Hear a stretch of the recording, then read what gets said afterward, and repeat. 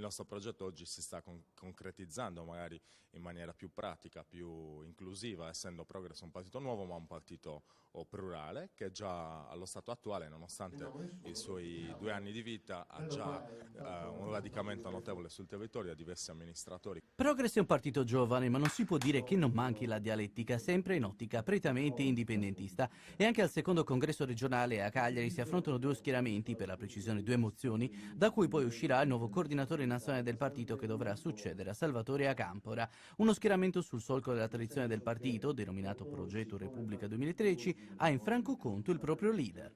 Il partito non deve essere cambiato, il partito si sta allargando e si deve allargare ancora di più.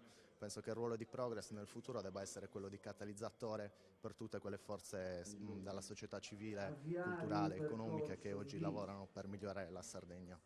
Un altro invece, con la mozione del titolo Segreteria a turni, individua per il coordinamento una rotazione.